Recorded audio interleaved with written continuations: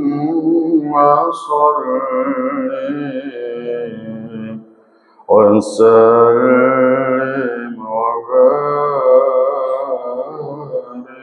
عليه صلى الله على محمد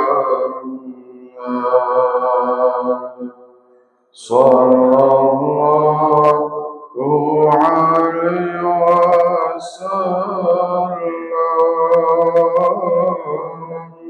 صلى الله على محمد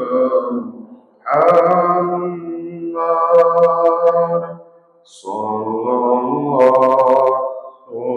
عليه وسلم صلى الله على محمد صلى الله عليه وسلم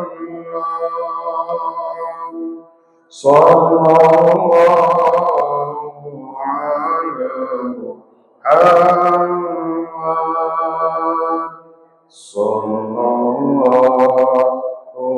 على محمد صلى الله عليه وسلم أنت شمس أنت بدر أنت نور فوق نوري أنت شمس أنت بدر أنت نور فوق نور أنت يسير وقلبي أنت مصباح الصدور صلى الله على محمد صلى الله عليه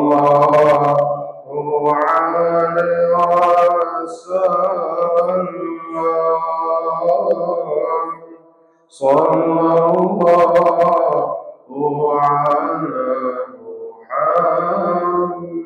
محمد صلى الله عليه وسلم يا حبيبي يا محمد يا عروس الخفيقين يا حبيبي يا محمد يا عروس الخفيقين يا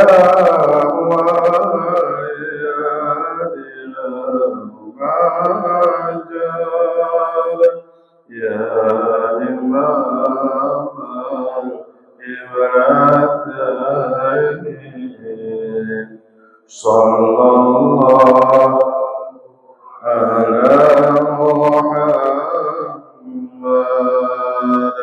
صلى الله عليه وسلم صلى الله على محمد صلى الله عليه وسلم اللهم صل وسلم وبارك عليه. السلام عليكم ورحمة ورحمة الله وبركاته.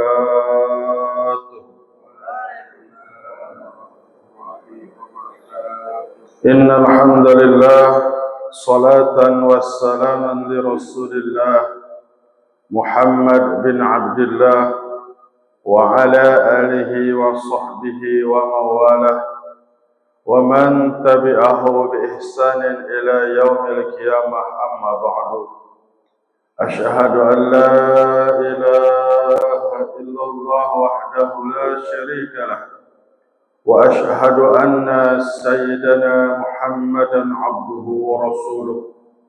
اللهم فصل على سيدنا محمد وعلى آله وصحبه وسلم. وقال الله تعالى في القرآن الكريم: أعوذ بالله السميع العليم من الشيطان الرجيم. بسم الله الرحمن الرحيم. حافظوا على الصلوات والصلاة الوسطى وقوموا لله قانتين. وقال الله تعالى أيضا: فخلف من بعدهم خلف أضاعوا الصلاة واتبعوا الشهوات فسوف يلقون غيا. وقال النبي صلى الله عليه وسلم في رواية الإمام بخاري ومتفق عليه: من شهد العشاء في جماعة كان له قيام نصف ليلة، ومن صلى العشاء والفجر وجماعة كان له كقيام الليل. قال: وحديث حسن صحيح.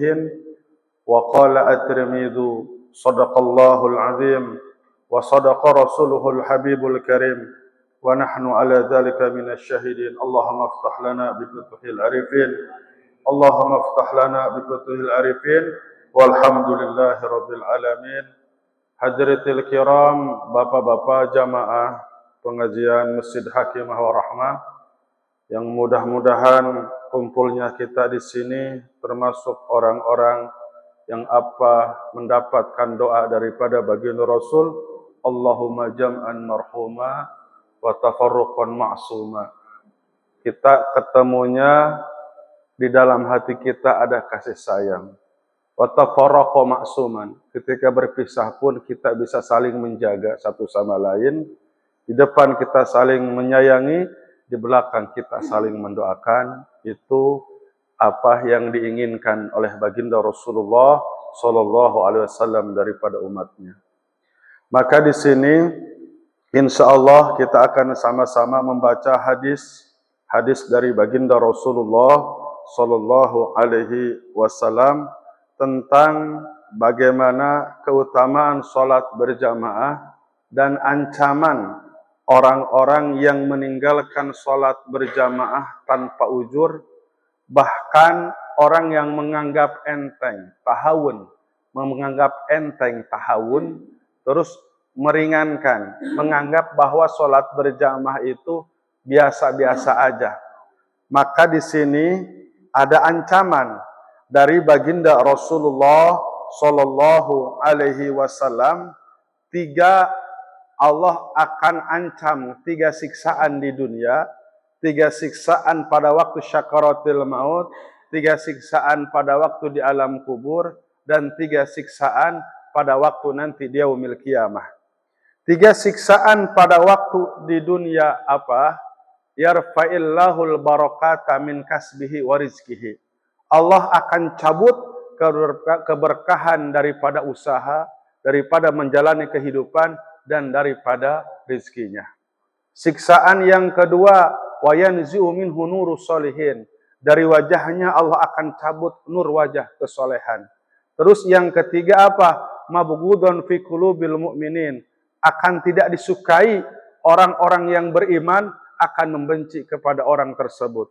Otomatis jika orang beriman tidak menyukai, sudah otomatis baginda Rasul tidak akan pernah menyukai. Pasti akan dibenci oleh Allah Subhanahu wa taala. Terus 3 siksaan ketika syakaratil maut. Yaqbidu ruhuhu atshana. walau syuriba ma'ul anhar. Akan merasa kehausan yang sangat luar biasa, walaupun dia minum air satu laut, tidak akan menghilangkan rasa hausnya. Yang ketiga, yastadu ruhihi. Ketika dicabut nyawa, itu akan merasa sakit. Ulama sepakat mengatakan, digambarkan dicabut nyawa itu, kulit kita dikuliti. Seperti ada binatang yang jurusan peternakan itu suka mengkuliti kodok atau apa. Terus kita dibanjur dengan air cabai. Itu 70 kali lipat lebih sakit. Terus apalagi ada 3 siksaan pada waktu di alam kubur. Yadhiku minhu su'alu munkar wa nakir. Akan sulit menjawab daripada perkataan daripada malaikat munkar wa nakir. Yastadu dhulmatul qabri, akan merasakan bagaimana siksa gelapnya alam kubur. Yang ketiga apa? Siksaan di alam kubur, yadhiku qabruhu hatta tandum adlauhu. Itu akan menyempit kuburan sampai bersilangan, sampai berserakan, acak-acakan, hancur itu tulangnya. Dan 3 nanti pada hari kiamat, yastaddu hisabuhu yaumal kiamah. Ketika orang-orang yang beriman mendapat buku amal catatan di sebelah kanan, nanti orang yang tidak mensolat berjamaah, orang yang meninggalkan solat, akan menerima buku amal catatan di sebelah kiri. Fayad'u suburo, dan mereka akan mengatakan, aduh kecelakaan. Dan yang kedua apa? Yaghdabu alaihi rabbuh, Allah akan membencinya. Dan yang ketiga, fayu'aqibuhumullahu ilan nar wa di jahannam, Allah akan masukkan ke dalam neraka jahanam. Jadi kita singgung tadi surat Maryam ayat 59. Ini asbabun nuzulnya, ketika di Madinah, orang-orang Yahudi Bani Quraidah, orang-orang Yahudi Bani Nadir, terus orang Nasrani Bani Najron. Jadi dulu waktu zaman baginda Rasul di Madinah masih ada gereja. Di Madinah masih ada sinagog. Itu salah satu toleransi dari baginda Rasulullah Sallallahu Alaihi Wasallam. Ketika zaman Khalifah Sayyidina Abu Bakar, perlahan itu dihancurkan, diusir sampai keluar kota Madinah. Nah, itu Banu Quraidah, asbabun nuzul ayat turun fa khalafa min ba'dihim khalfun adawus salat. Mereka awalnya ngomong gini, bahwa amalan salat ini lebih dahulu yang kami lakukan. Nabi-nabi kami, nabi-nabi Bani Israel. Tapi kenyataannya itu orang Yahudi Bani Quraidah, orang Yahudi Bani Nadir, orang Yahudi Bani Qunaiqah, dan Nasrani Najran tidak melaksanakan, nggak pernah sholat. Apa yang ada di dalam kitab Taurat, apa yang ada di dalam kitab Injil. Maka turun ayat, fakhalafa min ba'dihim khalfun adauus salat. Nanti ada golongan-golongan yang mengganti umat-umat terdahulu yang menyia-nyiakan sholat. Itu asbabun nuzulnya awalnya kepada orang Yahudi ahli kitab. Jadi mereka nggak pernah sholat ternyata. Wataba'u syahawat, dan mengikuti daripada hawa nafsu. Nah ini ternyata terus berlanjut. Bukan saja orang-orang Yahudi, orang Bani Israel, mereka yang nggak pernah ke gereja. Mohon maaf, mereka yang memegang kitab Taurat asli, memegang kitab Injil asli, benar-benar mereka nggak pernah melaksanakan. Salah satunya tidak pernah melaksanakan sholat. Dan ini pun akhirnya sifatnya menjadi umum. Kalau dalam ilmu usul fikih disebut khitab muayyan ghair muayyan. Awalnya kepada Bani Israel, tapi akhirnya umum kepada umat baginda Rasulullah Sallallahu Alaihi Wasallam. Nah terus ada salah satu sahabat yang bertanya, mengeluhkan kepada baginda Rasulullah Sallallahu Alaihi Wasallam, ya Rasulullah, al-Madinatu kasiratul hawam wassiba. Ya Rasulullah, kami kalau mau berangkat dari rumah ke Masjid Nabawi itu banyak binatang buas, banyak hewan-hewan. Kami takut ini hewannya hewan buas, banyak binatang-binatang. Maka baginda Rasul menjawab, tasma'u hayya 'alas shalah, hayya 'alal falah.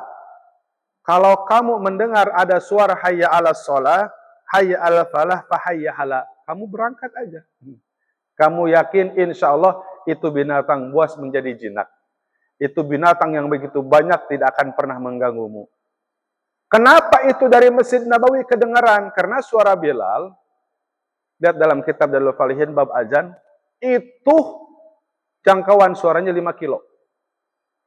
Jadi ke kanan, ke kiri, itu jangkauannya 5 kilo suaranya. Jadi sama dengan suara speaker di Masjid Hakimah Warahmah. Suara Bilal. Dulu kan belum ada speaker. PLN belum masuk. Jadi jangkauan suaranya 5 kilo. Kedengeran. Seluruh negeri Madinah. Nah terus, bapak-bapak jamaah yang dimuliakan, ada juga Abdullah bin Umi Maktum. Ya Rasulullah, saya ini buta. Apakah yang buta ini ada kewajiban untuk sholat berjamaah? Sama. Hal tasma'ul adza? Apakah kau mendengar suara azan? Ya. Maka kamu datanglah. Yahdurunal jamaah. Kamu harus tahdurunal jamaah. Kamu harus hadir sholat berjamaah. Tapi baginda Rasul enggak sampai di situ. Memberikan solusi. Menyuruh kepada sahabat untuk mengikatkan tali. Dari tiang Masjid Nabawi, kan itu melewati pohon-pohon kurma. Tali-tali sampai nanti Abdullah bin Umi Maktum itu ketika dari rumahnya ke Masjid Nabawi memegang tali-tali yang diikatkan dari pohon ke pohon. Jadi baginda Rasul itu bukan saja tegas tapi memberikan solusi. Itu kasusnya Abdullah bin Umi Maktum. Yang selanjutnya ancaman juga daripada baginda Rasulullah Shallallahu Alaihi Wasallam bukan saja di dalam firman Allah Subhanahu Wa Taala, bukan saja di dalam hadis-hadis baginda Rasulullah Shallallahu Alaihi Wasallam, baginda Rasul pun menyampaikan bahwa di dalam kitab Taurat, di dalam kitab Injil, di dalam kitab Zabur, wa tarikul jamaah yamshi alal ardi. Orang yang meninggalkan sholat berjamaah, yang menganggap enteng, apalagi orang yang meninggalkan sholat, tal'anuhu, bumi akan melanaknya. Allah akan membencinya. Seluruh para malaikat akan membencinya. Seluruh makhluk akan membencinya. Roh-roh orang beriman akan membencinya. Bahkan ikan yang ada di daratan, ikan-ikan yang ada di lautan, binatang-binatang yang ada di daratan, semuanya membenci orang-orang yang meninggalkan sholat berjamaah. Bagaimana orang yang meninggalkan sholat? Jadi ada yang bertanya, Kang, katanya orang yang meninggal hari Jumat itu meninggalnya syahid, meninggalnya kekasih Allah. Itu lihat dulu meninggalnya lagi ngapain. Saya enggak nyangka ya. Padahal dia dulu narkoba. Sampai sekarang juga narkoba. Padahal dia sholatnya jarang. Tapi meninggalnya hari Jumat. Sangit. Bukan syahid. Tetap aja lihat amalan-amalan amal soleh. Lagi dugem. Lagi mabok. Masya Allah. Padahal dia lagi dugem ya. Ada yang banyak ngomong gitu sebagian. Padahal dia habis nonton bioskop. Meninggalnya malam Jumat. Seakan-akan malam Jumat. Jadi ada syarat-syaratnya. Yang meninggal di malam Jumat kategori syahid, kategori waliullah, itu meninggalnya bukan dalam keadaan maksiat. Bukan lagi dugem. Bukan lagi joget sama artis. Tetap aja, walaupun malam Jumat, tapi meninggalnya lagi joget sama artis, lagi mabok, lagi pesta, itu bukan mati syahid. Mati angus itu ya. Jadi lihat dulu kelakuannya, lihat dulu amalannya. Jadi ada syarat-syaratnya. Enak amat ya. Jadi itu ya, ada sebagian yang bilang, walaupun dalam keadaan apapun, kalau hari Jumat ya enggak, lagi maksiat mah enggak. Ya, tetap itu bukan mati syahid.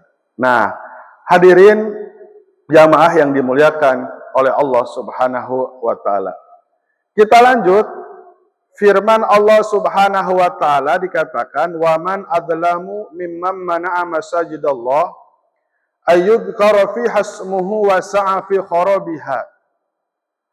Di sini Al-Ibnu Abbas ketika membacakan firman Allah Subhanahu wa Ta'ala, tiba-tiba datang seorang lelaki. Ketika datang seorang lelaki ini baru saja menguburkan seorang jenazah. Baru saja menguburkan seorang jenazah, dia rajin puasa. Dia rajin sholat malam. Tapi enggak pernah sholat Jumat. Enggak pernah sholat berjamaah. Famata ala hadhil hal fali ayyi syai'un huwa. Kata ini rajul, wahai Ibnu Abbas, ini kok meninggalnya mengerikan ya, tidak disebutkan.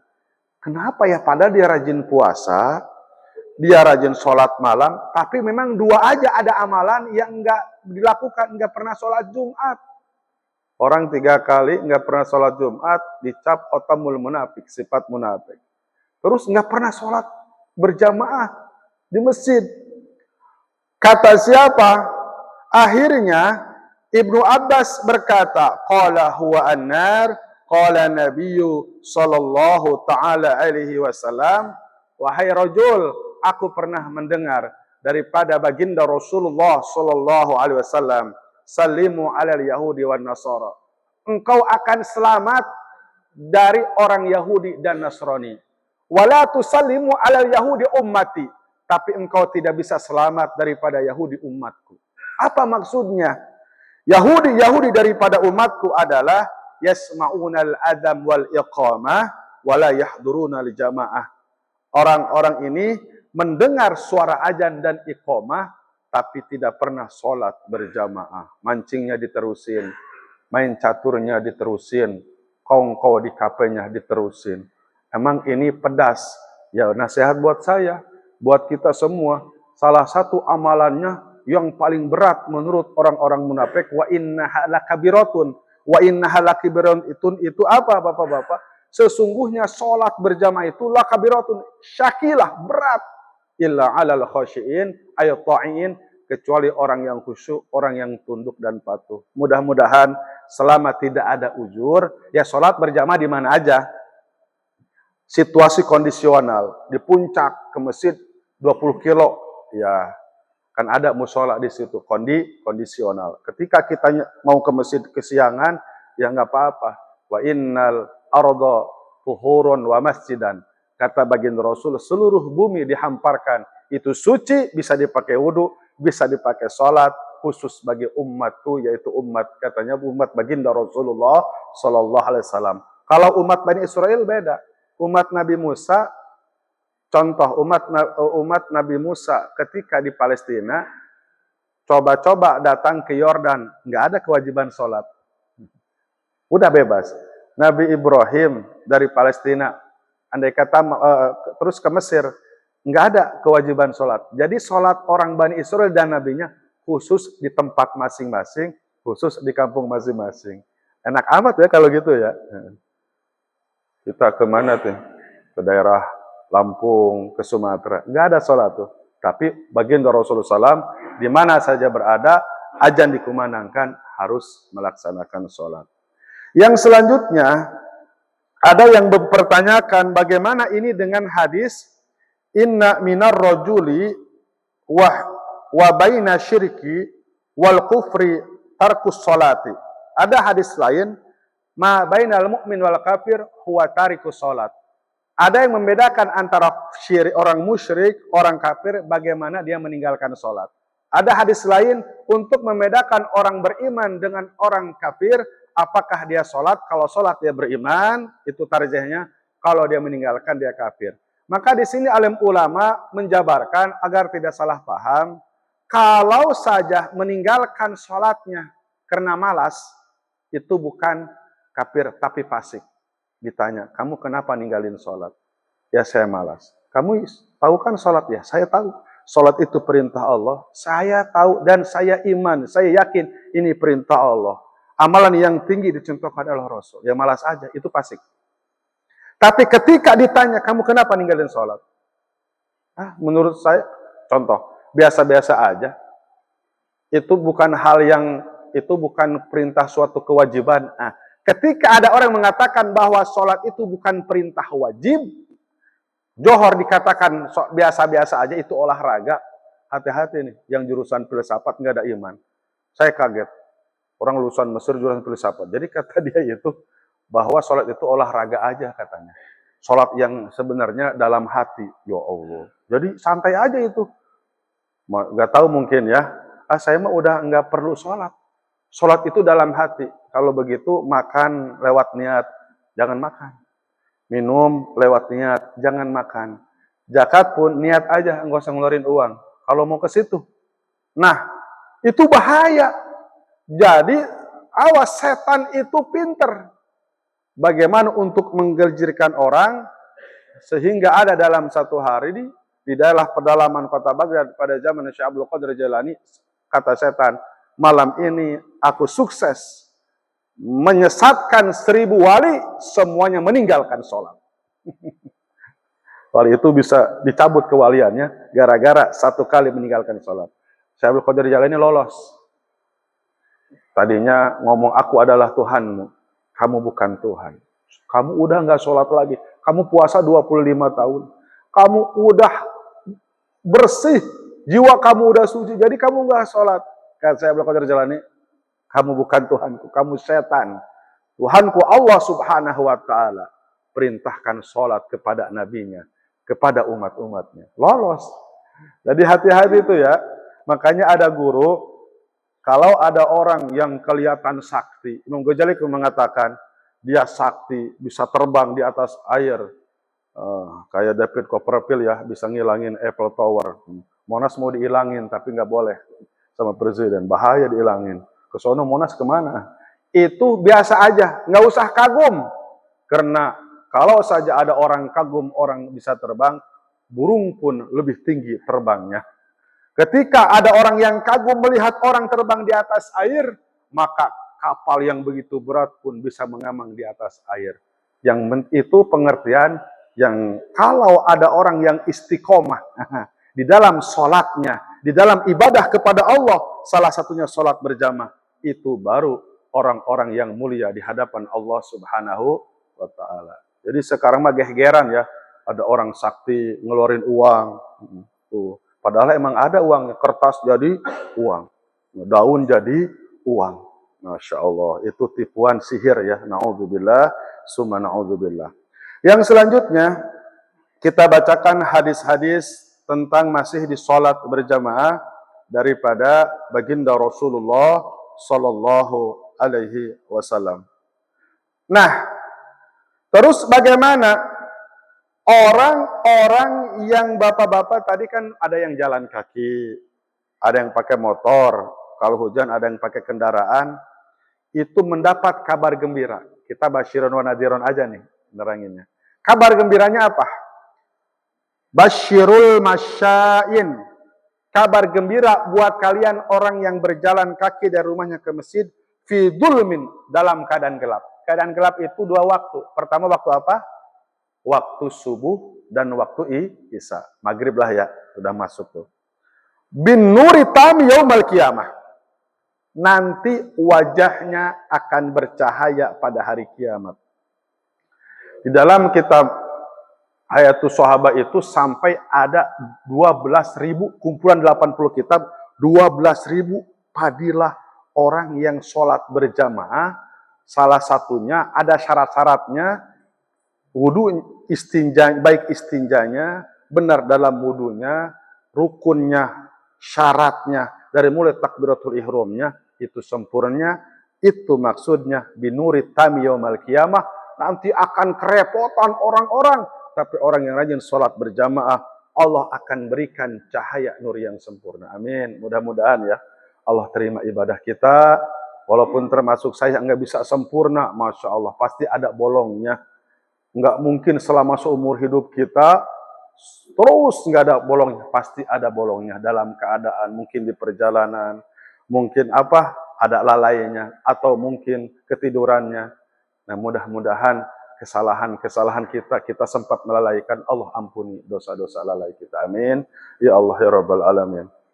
Yang selanjutnya, hadirin jamaah yang dimuliakan oleh Allah Subhanahu wa Ta'ala. Kita bacakan hadis-hadis daripada baginda Rasulullah SAW Inna syarratarika sholati. Sesungguhnya seburuk-buruk orang yang meninggalkan sholat yata'adda, yang dengan sengaja ya, sengaja. Ila sab'ina rajulan min ahlihi, itu akan membawa malapetaka sampai 70 keluarga. Baik dari keluarganya, wajironihi, ataupun tetangganya, bal yasolli min yaumin hada ila zamani Adam, itu akan membawa sial orang-orang yang sengaja meninggalkan sholat berjamaah terus sampai keturunan, sampai zaman Nabi Adam alaihi salam.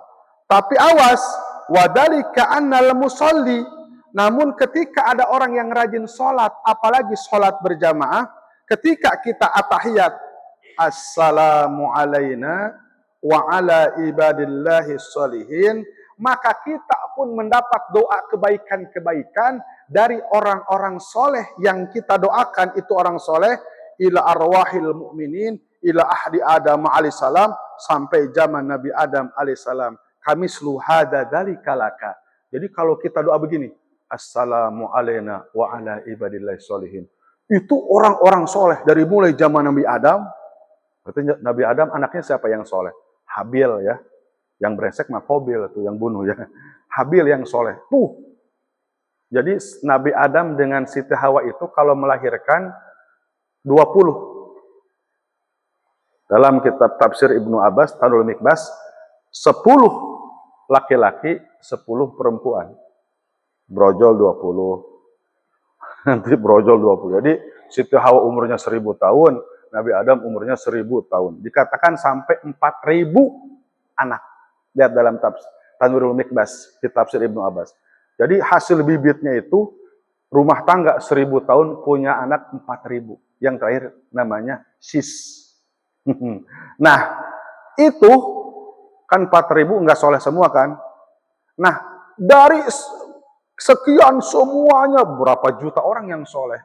Ketika kita sholat, assalamu alaina wa ala ibadillahi sholihin, maka itu orang-orang soleh yang jutaan mendoakan kebaikan pula kepada kita. Itu maksudnya tuh.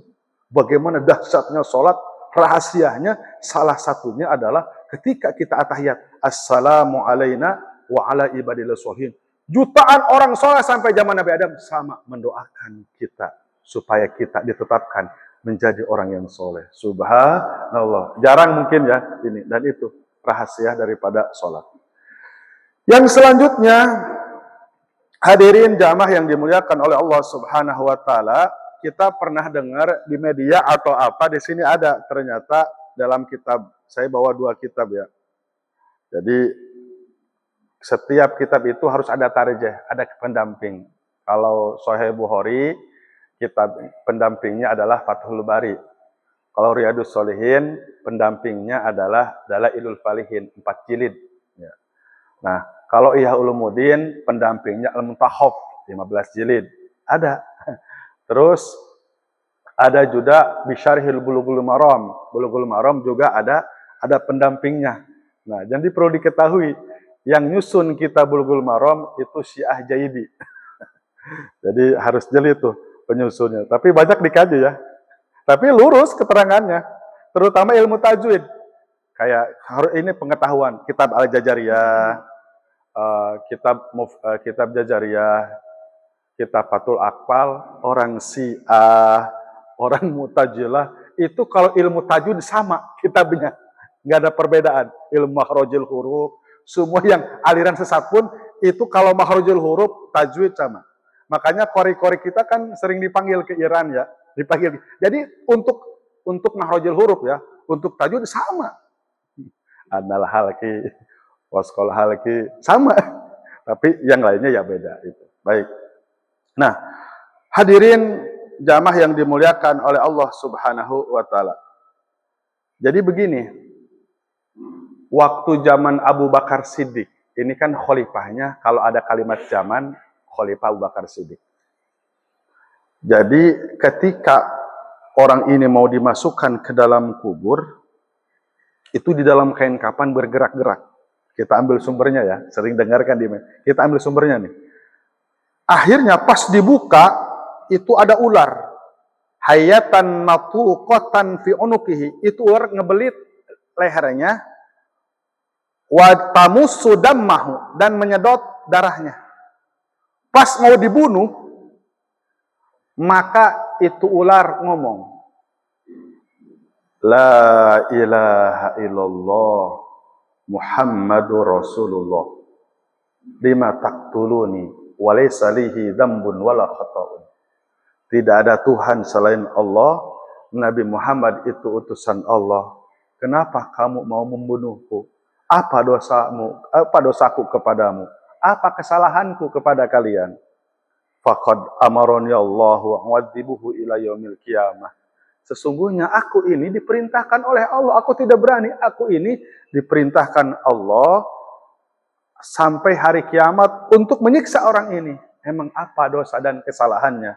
Kata ini ulo, kana idza sami'al adzan la yaji'ul jamaah. Ketika azan dikumandangkan, maka dia tidak mau datang sholat berjamaah. La yahruzu zakata min malihi, tidak mau mengeluarkan zakat daripada hartanya. La yasma'u qaulal ulama, tidak mendengarkan apa yang dikatakan oleh alim ulama. Jadi bapak-bapak, saya sudah nanya sama ya pihak penegak hukum. Jadi enggak sampai 1% ketika ada heboh ustadz yang begini sama santrinya. Itu baru 0% katanya. Kalau mau dibongkar, mau kau adu-aduan data, ya lebih banyak, auzubillah ya, pejabat atau sekolah umum, itu jauh, cuman nggak pernah diekspos. Kamu mau dibongkar-bongkaran. Jadi makanya ini kan sebagai pembunuhan karakter, agar digiring umat-umat ini jauh dari ulama. Setelah jauh dari ulama, nanti ada kurang simpati kepada ulama, nanti akhirnya benci kepada alim ulama. Dikhawatirkan kalau seperti itu, ancaman dari baginda Rasul, sayati zamanun ala ummati yafiruna anil ulama. Nanti di akhir zaman memang ada orang yang lari dari ulama, nggak mau mendengarkan, malah dia mengumpat, mencela. Ada 3, yarfa'il barakatu min kasbihi. Allah akan cabut keberkahan daripada kehidupannya. Fasallallahu sultanan zalima, nanti akan dipimpin oleh pemimpin yang zalim. Wa yakhruju minadunya bighairi iman, na'udzubillah. Nanti matinya akan meninggalkan iman, lepas iman daripada dadanya. Na'udzubillah, summa na'udzubillah. Mudah-mudahan bapak-bapak ya, Allah tanamkan sifat di dalam hati kita, ada rasa cinta kepada alim ulama, salah satunya kepada guru-guru nih yang mengajar, yang dulu pernah mengajar bapak-bapak kita waktu di kampung. Itu jangan dilupain tuh. Di kampung yang ngajar alif, ba, dulu kan bukan ikro ya. Yang umur 50 tahun ke atas itu belum ikro, tapi yang umur 40 tahun masih ikro tuh. Alif, ba, itu pahalanya besar, itu guru itu. Jangan dilupain. Baik hadirin jamaah yang dimuliakan oleh Allah Subhanahu wa taala. Iblis, baginda Rasul sampaikan, iblis pernah berkata, kata iblis begini,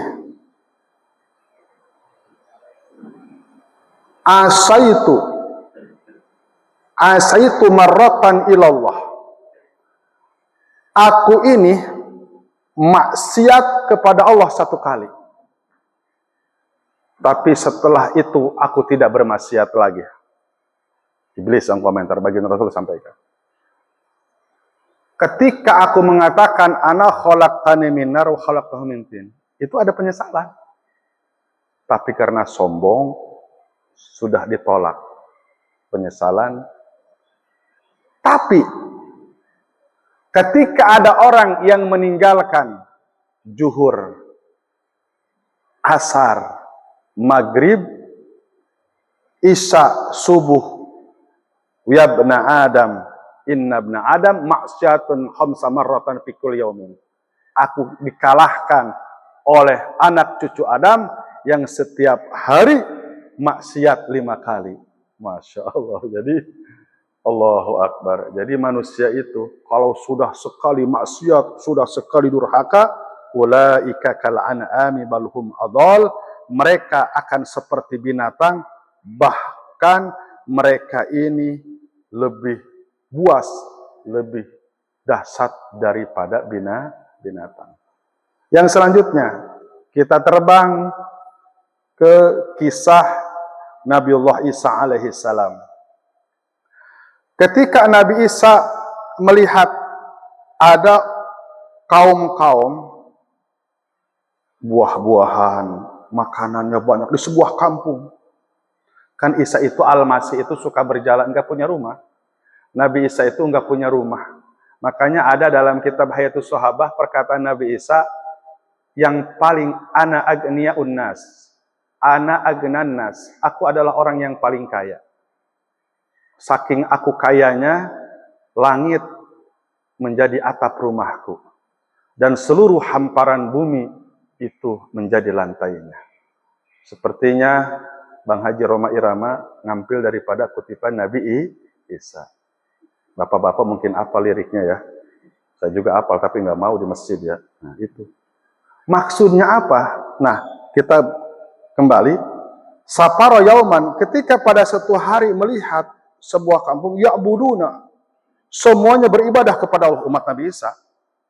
Mereka berkumpul di sebuah tempat, Allah berikan keberkahan, makanan, minuman, buah-buahan, anak yang cantik, istri yang begitu cantik, suami istri begitu bahagia, dan terus semuanya memakai perhiasan. Allahu Akbar. Akhirnya terus beberapa bulan kemudian balik lagi, sumaroja pada zaman ila dalika. Mungkin beberapa bulan, berapa tahun. Pas itu halaku, rumahnya hancur, anaknya mati, banyak bergelimpangan, suami istri banyak yang mati, tertimpa reruntuhan. Kaget. Ini Nabi Isa. Ya Rabbi, ay syai'in halaku, utruku salat wa ta'at. Ya Allah, kenapa engkau binasakan? Apakah ini kaum-kaumku ini engkau binasakan karena meninggalkan sholat? La, Allah menjawab dalam hadis qudsi, walakin qad marra alaihim tarikus sholat. Tidak. Akan tetapi ada orang yang lewat. Orang yang lewat itu tarikus sholat, meninggalkan sholat. Wagos salebi maimoji. Terus orang itu ikut mandi. Ikut membasuh wajah dan tubuhnya di air di kampung itu. Akhirnya kaum itu terbawa malapetaka asbab daripada orang yang meninggalkan sholat ikut mandi di kampung yang tadinya diberikan keberkahan. Jadi kalau dulu itu pada zaman Bani Israil, kalau ada orang yang meninggalkan sholat lewat ke bawah sial, langsung ajab turun. Kira-kira hari ini yang notabene hasil survei 140 juta yang meninggalkan sholat, udah tiap hari kali ya habis ini Indonesia ya. Tapi beda. Umat baginda Rasulullah Shallallahu Alaihi Wasallam itu berbeda. Ketika ada orang yang maksiat ninggalin sholat, Nabi kita berdoa, ya Allah, Allahumma hdi wahdi bina wahdin nasa waj'alna sababa liman ihtada. Doakan hidayah, ya Allah jadikan aku sabab hidayah. Orang yang masih ninggalin sholat, kita berdoa mudah-mudahan suatu kelak nanti bisa melaksanakan sholat. Makanya ulama-ulama umat baginda Rasul itu yang lembut-lembut. Sampai ada kalimat daripada Syekh Ibnu Athaillah, jangan sekali-kali kau memandang kotor kepada orang yang paling kotor pun. Karena kita tidak tahu, mungkin suatu kelak di akhir hayat, dia lebih dekat daripada Allah dan kita orang yang paling nista. Nah itu tuh. Beda dengan ulama-ulama Bani Israil dengan ulama-ulama umat baginda Rasulullah Sallallahu Alaihi Wasallam. Yang terakhir, hadirin jamaah yang dimuliakan oleh Allah Subhanahu wa Ta'ala. Banyak ini hadisnya ya. Nah, hadis yang selanjutnya, fa'awwalahu Nabi sallallahu ta'ala wasallam arada ayyuqdu hajatuhu wa kana bihadi asjarin faqala. Jadi begini. Ketika berjalan, ini Sayyidina Uqail menemani baginda Rasul. Terus ini ada onta dikejar-kejar mau dibunuh sama orang Arab. Hatta ja'a khalfahu aribun mau saifun masulun. Itu onta lari. Dan onta itu langsung mendekat baginda Rasulullah sallallahu alaihi wasallam. Kata baginda, ya matul hadal miskin. Orang-orang pedalaman miskin itu maksudnya. Hai orang pedalaman, kamu kenapa ini? Tenang. Kamu kenapa mau bunuh onta? Udah. Onta ada di sampingku, jangan kau bunuh. Apa maksudnya sebentar? Kamu jelaskan. Ya Rasulullah, ishtaraituhu, aku sudah membeli onta ini bisamanin kasirin dengan harga yang mahal. Walaysa huwa yuti'uni, ini onta enggak ada manfaatnya, enggak pernah nurut. Fa uridu an udbihahu, aku akan menyembelihnya, aku akan makannya. Faqala Nabiyyu sallallahu alaihi wasallam lil jamali. Langsung itu si onta kan binatang, ditanya oleh baginda Rasul, lima ta'sih, kenapa kamu melanggar? Kenapa kamu tidak nurut terhadap majikanmu? Faqala, maka onta itu fatakallamallahu bikalamin fasihin, maka onta itu diperkenankan bicara oleh Allah dengan bicara yang fasih. Ya Rasulullah, aksihi minal amal. Betul. Aku ini melanggar, aku tidak patuh apa yang diperintahkan oleh majikanku. Tapi ingat ya Rasulullah, walakin asihi min dalikal amal qabih. Aku maksiat, aku melanggar karena aku tidak setuju perbuatan ini majikanku bersama keluarga dan satu kabilah, li'annal qabilah allati huwa fiha yanamuna anis salati li syaikhirah. Mereka itu dari maghrib sudah tidur dan sholat isanya di akhir-akhir menjelang sholat subuh. Kalau ahadaka ayusaliha ahaduka al-asihi. Kalau engkau ya Rasulullah bisa buat perjanjian antara aku, antara engkau dan antara majikanku, maka aku akan patuh, aku tidak akan melanggar. Fa inni akhafu an yunzila alaihim adzab minallah. Aku khawatir Allah akan turunkan siksaan kepadaku dan kabilah ini. Dan aku ada di dalamnya. Akhirnya langsung baginda Rasul memegang bersalaman dengan orang Badui itu dan mengatakan alla yatrukas shalah wa sallimul jamal ila waraja ila ahlihi. Kata baginda Rasul, wahai orang Badui, kita buat perjanjian. Kamu harus sholat berjamaah. Kamu harus sholat isya tepat waktu berjamaah. Dan tolong jangan sekali-kali kau sakiti onta ini. Kata baginda Rasul, ya Jamal, wahai onta, balik lagi, kau ada dalam keamanan. Itu onta pun sampai ngeluh, kalau bisa ngeluh nih, kucing, risih. Kucing ada di Roma, orang yang ninggalin sholat berjamaah. Kan ada kucing berantem tuh ya. Wah, oh ini mah rumah nggak pernah sholat. Itu sebetulnya ngomong, kesel itu. Dan itu berlaku. Binatang apa benci sama orang yang nggak pernah sholat. Itu saja yang bisa saya sampaikan. Mudah-mudahan ada manfaatnya. Jadi memang harus disampaikan. Tidak ada orang yang paling sayang kepada kita. Puncak orang yang paling sayang kepada seorang teman. Ketika ada seorang teman mengingatkan kita untuk melaksanakan sholat. Namun kebanyakan enggak paham. Ketika kita ngajak, ente sok suci. Padahal kita sayang ya. Orang yang sholat juga belum tentu masuk surga. Padahal kita sayang. Kalau mau dijawab, aduh, apalagi yang nggak pernah sholat, lancar tanpa hisab masuk neraka. Kan nggak boleh kayak gitu ya. Padahal kita sayang, tapi kadang-kala jawabannya nggak enak, nggak apa-apa. Mereka orang yang tidak tahu tetap kita doakan. Kita doakan diri kita juga. Mudah-mudahan kita jangan sampai meleset, diberikan kekuatan istiqomah. Berat memang sholat berjamaah itu. Tapi kenapa berat? Karena pahala dan jaminannya yang sungguh luar biasa nanti oleh Allah Subhanahu wa Ta'ala. Itu saja yang disampaikan. Mohon maaf atas segala kesalahan dan kekurangannya. Mari kita sama-sama tutup dengan doa kifaratul majlis. Subhanallah wa bihamdihi. Subhanakallahumma wa bihamdika. Asyhadu an la ilaha illa anta astaghfiruka wa atubu ilaik. Assalamualaikum warahmatullahi wabarakatuh. Alhamdulillah. Oh.